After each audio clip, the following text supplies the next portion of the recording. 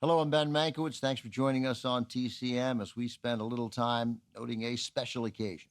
100 years ago, this coming Friday, October 31st, we'll mark the birthday of a good friend of ours at TCM, a talented and resilient actor, documentarian, and director, Lee Grant.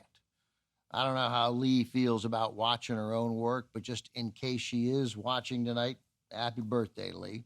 We have 5 of her films lined up tonight, which barely scratches the surface of the volume of her work over her long career. Lee Grant has appeared in 110 film and television projects, an impressive number, especially considering how much larger the number would be if Grant had not found herself blacklisted in Hollywood just as her movie career was getting started. She made her film debut in the 1951 William Wyler drama Detective Story, delivering a performance that earned her an Academy Award nomination for Best Supporting Actress.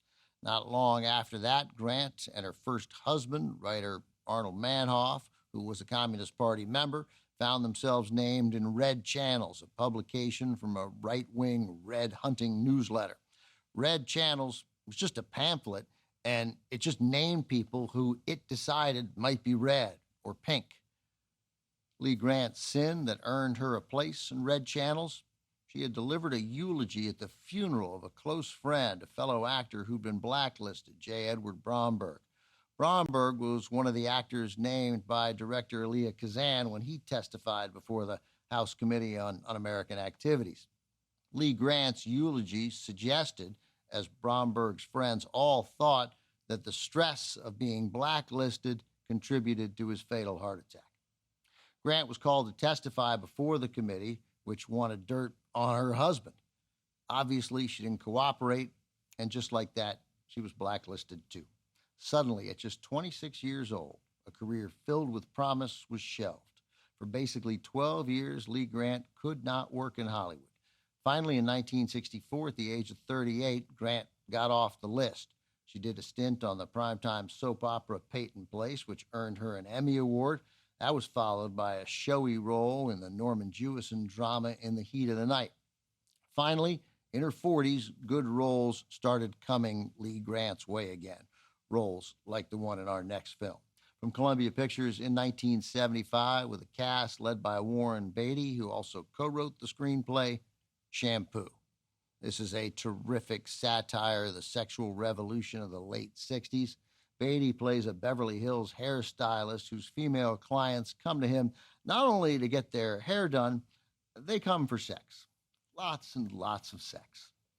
Lee Grant, in an Academy Award-winning performance, plays one of Beatty's lovers, the bored housewife of a rich man, played by Jack Warden.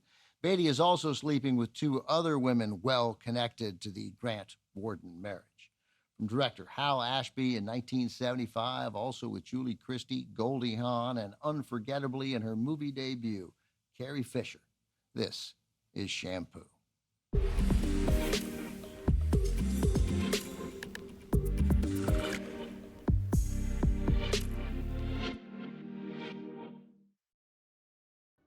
Shampoo served as a seminal film in the life of Lee Grant, not just because it earned her an Academy Award for Best Supporting Actress.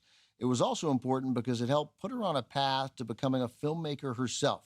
During production, Grant was chatting with co-star Warren Beatty, and he rather boldly reminded Lee of her age. She was 48, though she was telling people she was younger.